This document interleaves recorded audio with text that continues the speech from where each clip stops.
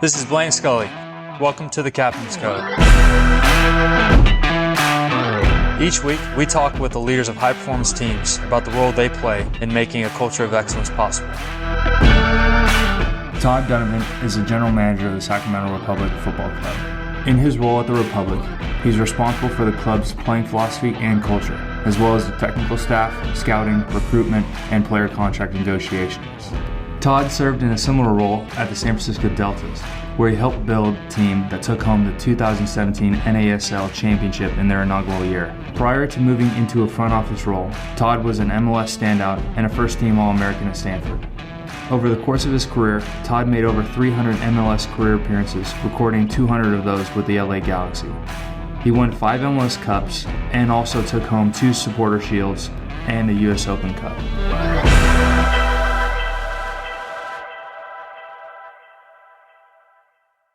Todd, thanks so much for coming on the podcast. Yeah, no, happy to be here. So if we could start out with you just sharing a little bit about your background and your journey and kind of how you got to where you are now today.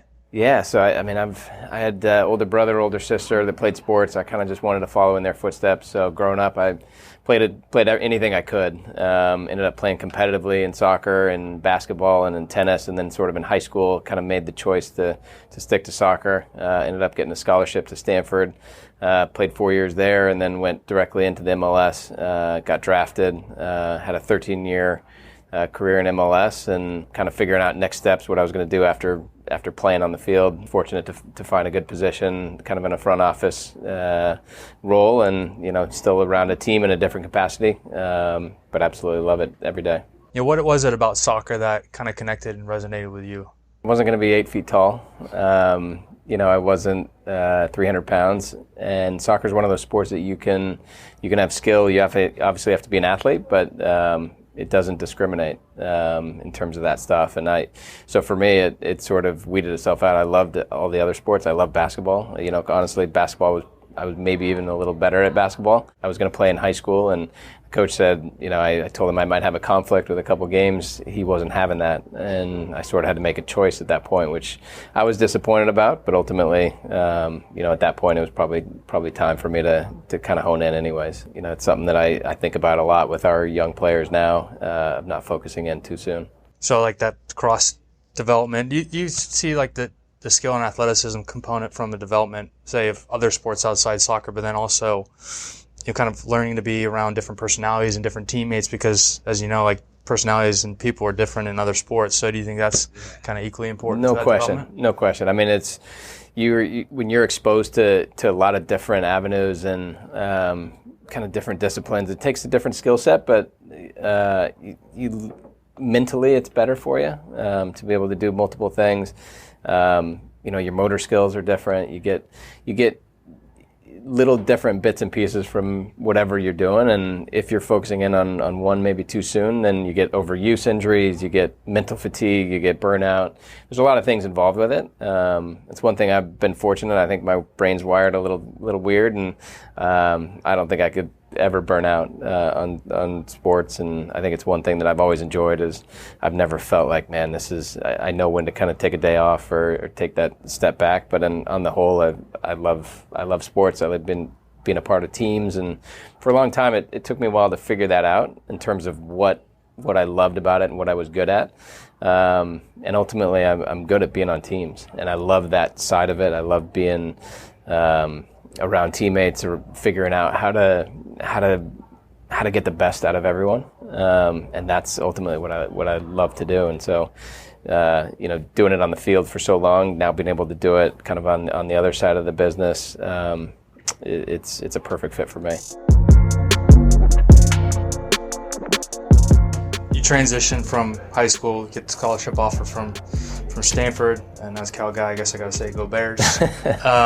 But you kind of have a great career there. You end up as team captain there. Is that correct? Yes.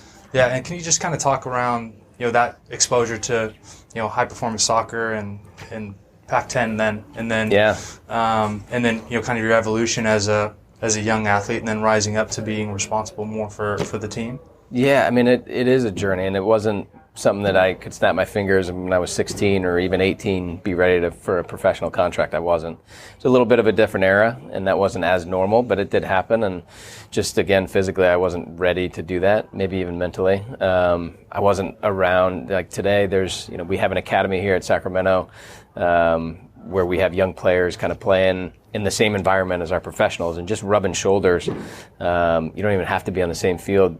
You kind of gain something from that, and you gain a mental edge. And I didn't have that, the professional game, and it was something. It wasn't on TV as much, and so it was just more distant. And so being around that, it just took me.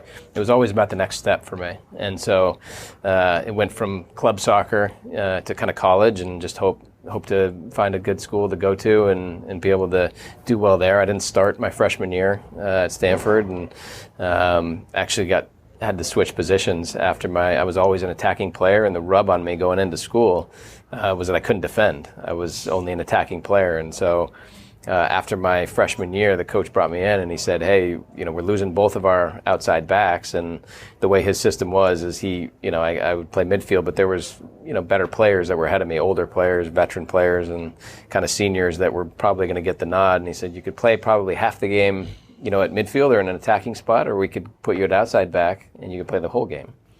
And at the time, it was a little bit of a gut punch. It was like, man, this is kind of a demotion. But in reality, it was the best thing that could have happened to me, because the evolution of the sport and of the game meant that your defenders now needed to be able to attack and play forward. And I had all that, so I needed to learn the defending part, which I did. And I had the best coach in the country in Bobby Clark to do that. It didn't happen overnight, but it ultimately is what gave me my career. I probably wouldn't have had the pro career I had if I hadn't made that switch and at least been open to it. Even though I was kicking and screaming a little bit on the way, it was the best thing that happened to me. And then I just kind of grew into that and knew that was going to be my ticket. There's not a lot of good left backs, and ultimately that's what I kind of try to find that niche. Do you think that was pretty formative? So it's probably one of those things as a young athlete, like all you do is think about yourself and what you want to do. But then kind of have a conversation with your coaches.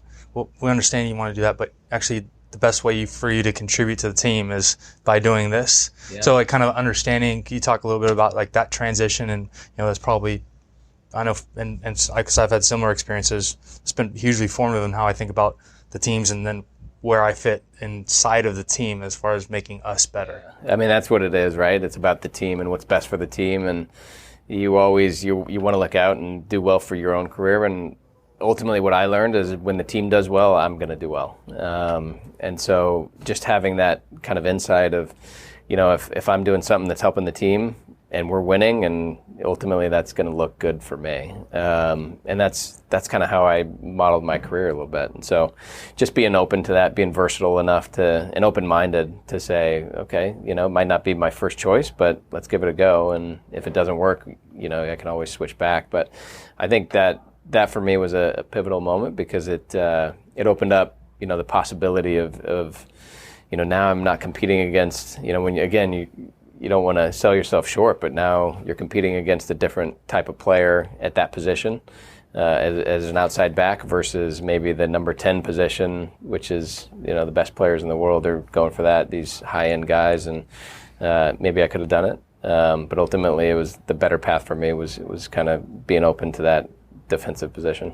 So you touched on it a little bit, and I'd just really be interested to have this conversation with you, because now being on one side of it and then kind of on the general manager side now, but sort of the academy versus scholastic system, because it's something that most American sports they don't talk about, because you go through high school sports and then you go through college sports in the hopes of getting a professional contract. But in our sports, and specifically in overseas, is you have to, a lot of cases, have to make a decision as a very young athlete, like 16 to 18-year-olds in soccer, even younger, around whether you want to be a professional athlete and pursue that as hard as you can and enter academy, or you kind of want to go down the scholastic path and go to university and all that kind of stuff. So, just interesting with the sport that we have here in soccer in the United States, and then kind of juggling those kind of two different systems. Yeah. Could you talk through that a little bit as well? Yeah, I mean, I'll talk first about what it was like, 20 years ago when I did it. Really, there was no academies, and so how I looked at it was I always wanted to be a pro athlete. I think I have stuff when I was like 3 years old, 5 years old, like I want to be a pro, like who doesn't, right?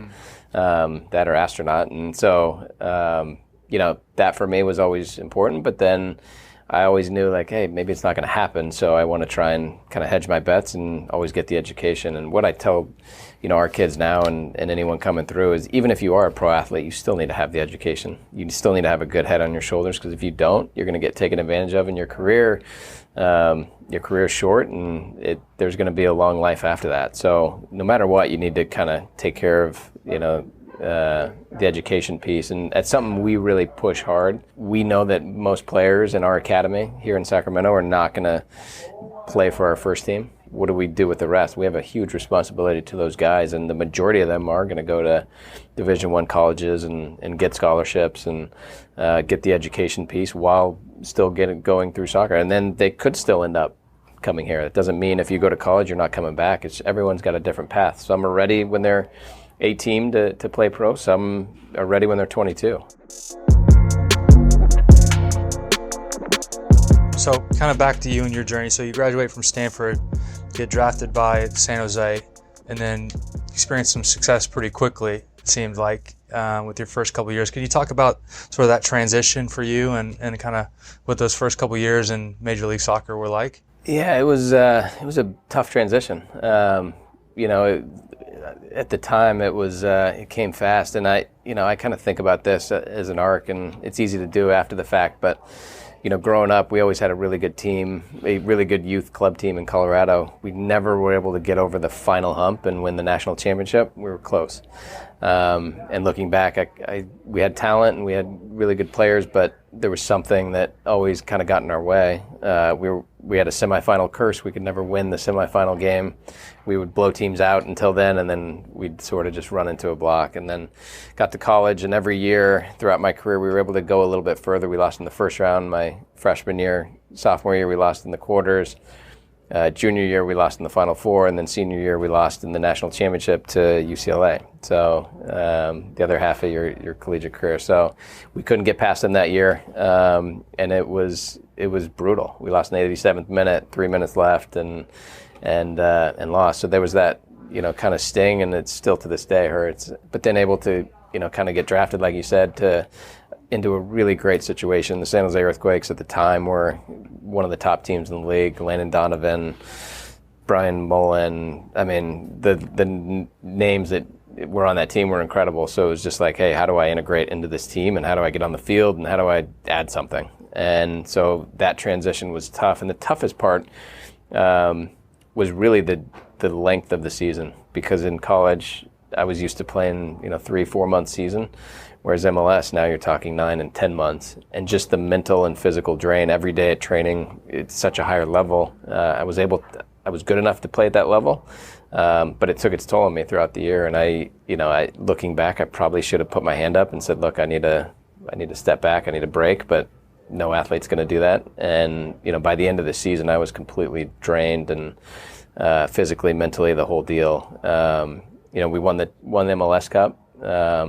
But I learned through that season how to manage my body a little bit, mentally, all those kind of things that, being a professional, you have to do, because that's your job, and you have to be ready every day. And I think just that step up in the quality of sessions and in the competition, somebody's coming for you all the time. And that part, took some getting used to, and certainly had to build my way into that.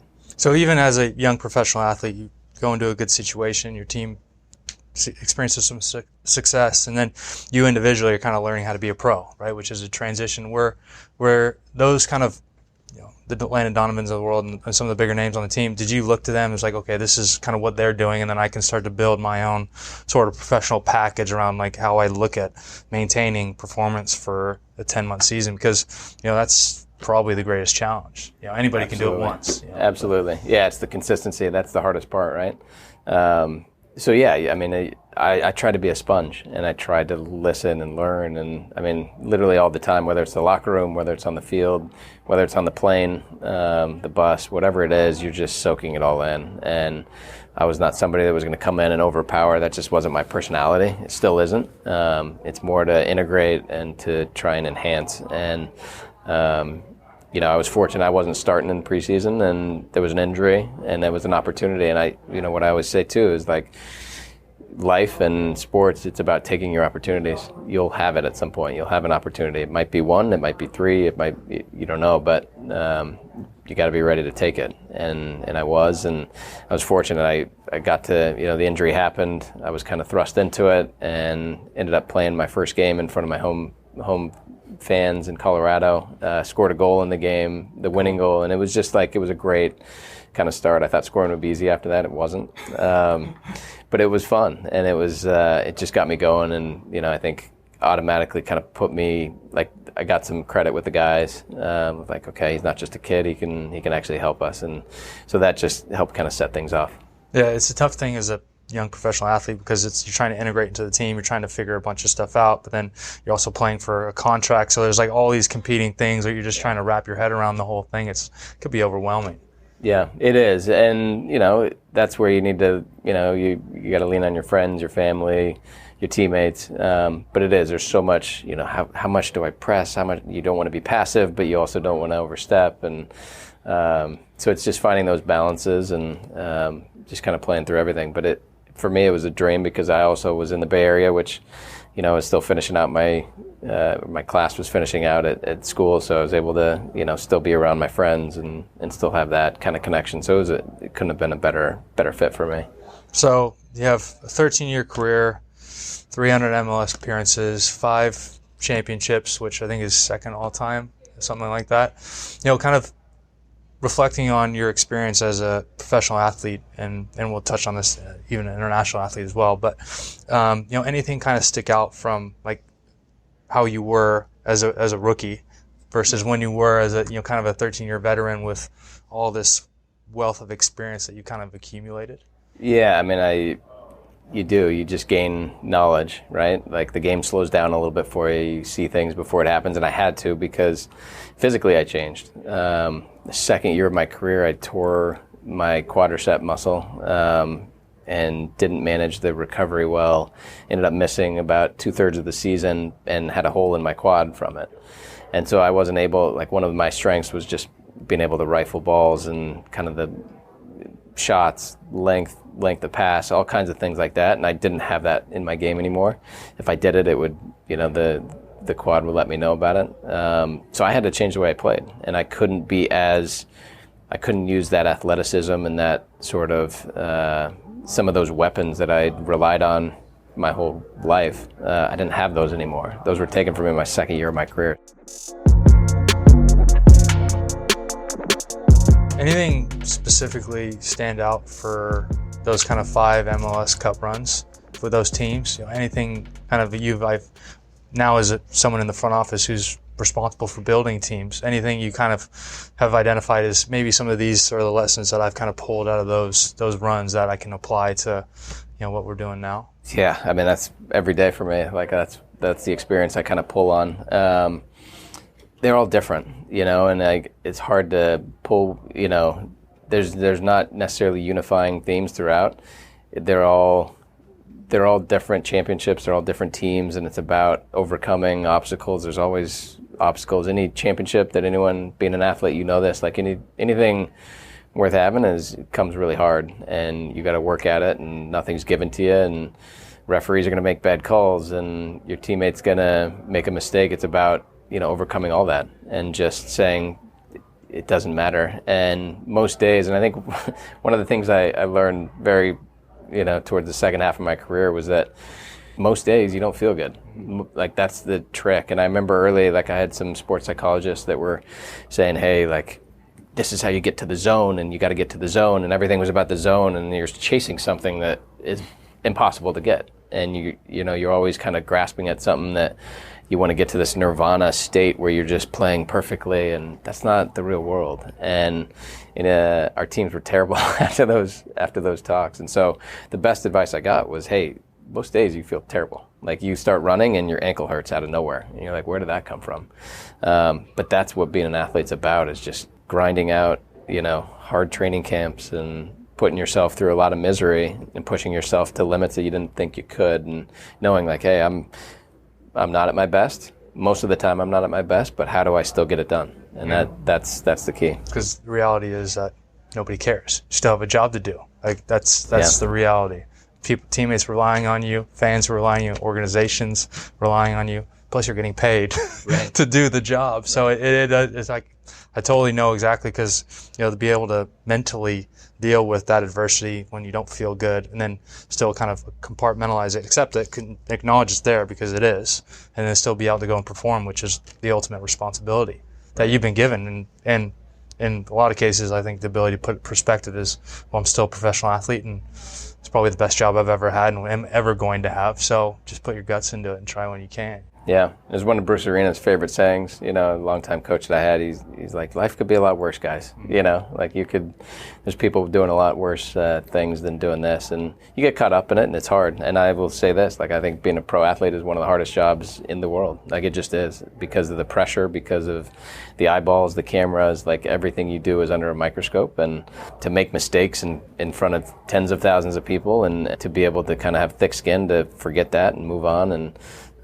it's brutal. And today with social media and, fans can literally be in your face all the time with that stuff. It's interesting and different for, say, our sports that are very international, kind of balancing for you, because you had 2 caps for the USA, kind of balancing sort of your club responsibility, but at the same time, you're managing your international aspirations as well.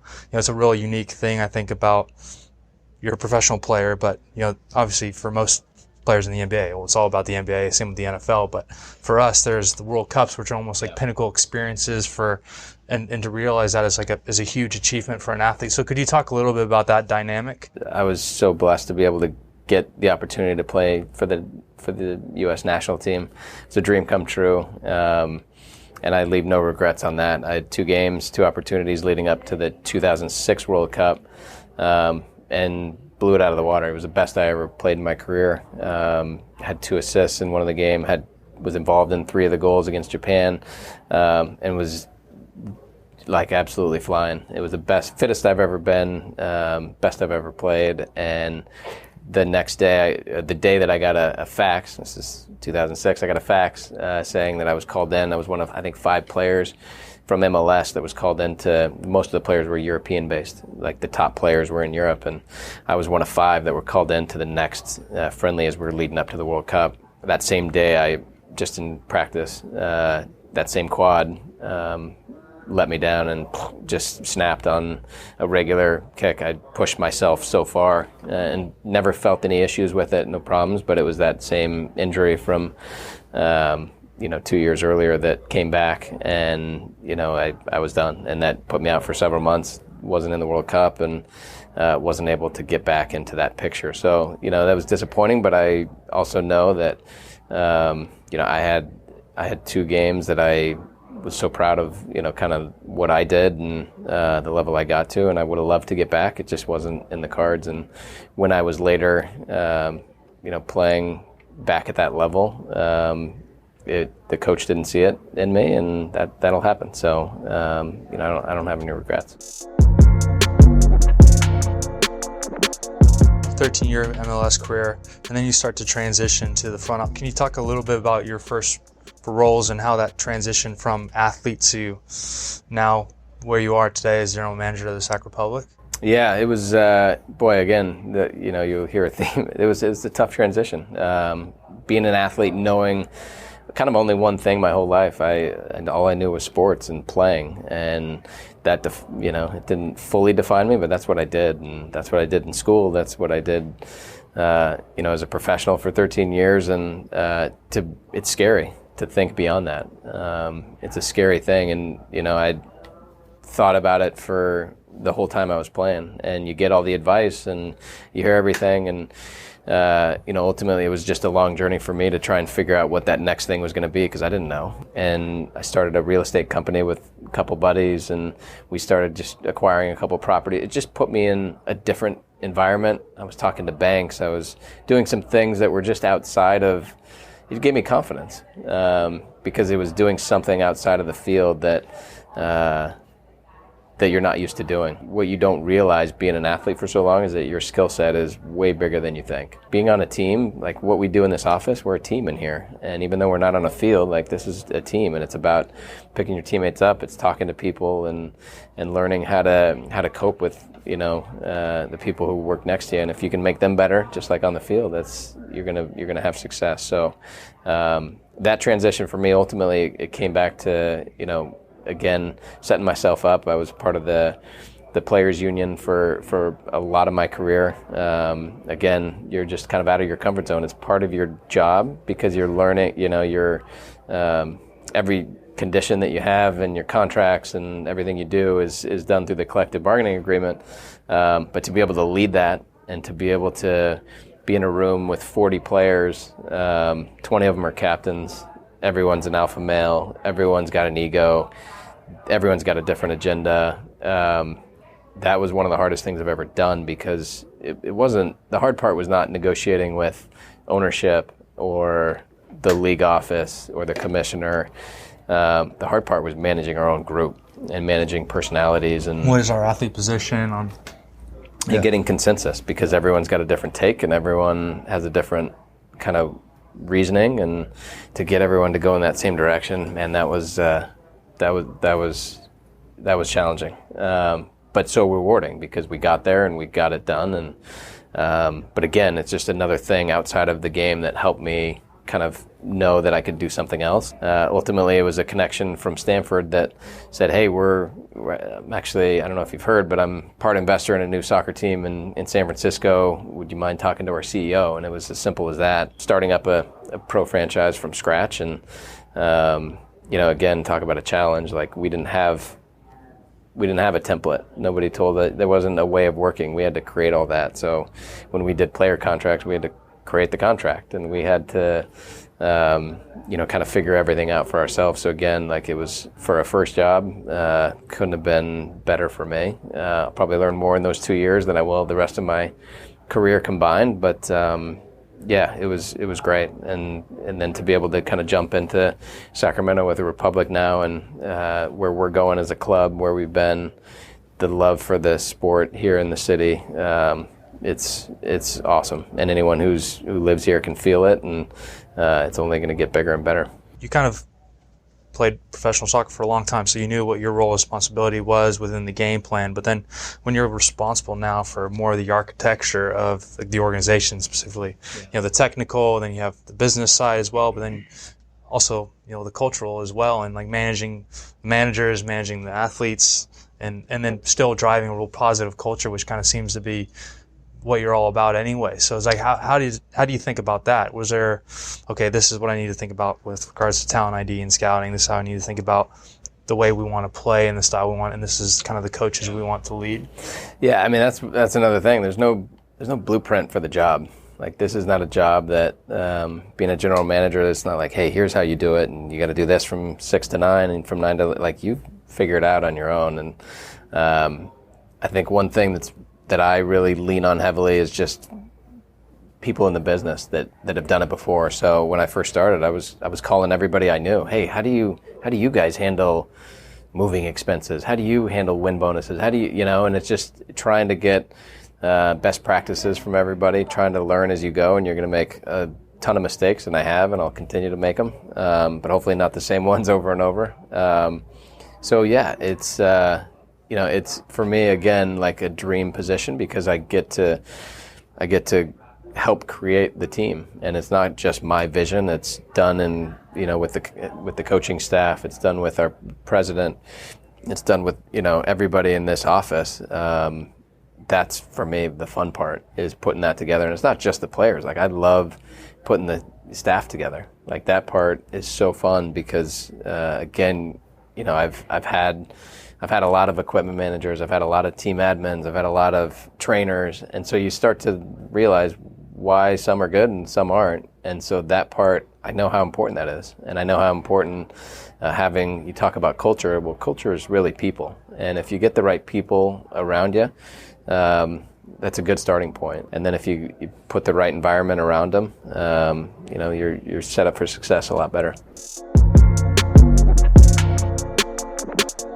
And what does success look like for you now? And maybe an interesting question would be, do you measure success now as a general manager versus when you were just a soccer player? Success comes in different ways. I think where we are as a club, certainly we're pushing, like we kind of have two main philosophies on the soccer side now. One, we have 10,000 fans that come out to watch us every single week. So we can't just say, hey, we're developing for an MLS team, we're going to put a bunch of young kids out there and deal with it. No, we need to win, and we need to win now. And so that's a priority for us. But at the same time, we're not going to ignore the development part. It was one of the first questions I asked when I came in at the end of 2017. I said, well, how many players on the 2017 roster, how many players on that team would have a chance to make MLS, our MLS team, in say 2 years? And the answers I got from people in the organization were not high. And I said, all right, well, that's our starting point. We need to get that number up, and we need to try and get as many players on our team that have a chance to make that jump. We know we're not under any illusions to think that we're going to bring everybody. But let's assume we have the MLS team. That'll happen. And now let's try and build our team and use this time to not only win, but let's develop players for that MLS team. And so that's what we've done.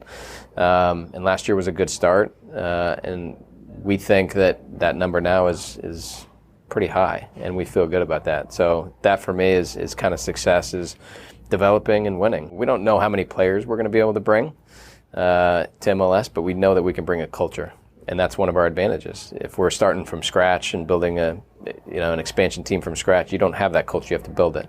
Well, we can bring a lot of what we're doing now. And I talk to the fans all the time, and they say, hey, when you go MLS, don't forget about this tradition that we do, or the players coming over. We're bringing all that stuff with us. I mean, that's the heart and soul of what we do. Yeah, that was kind of what I was going to ask next. Is so you create your shared vision. Then how do you kind of communicate that, manage that?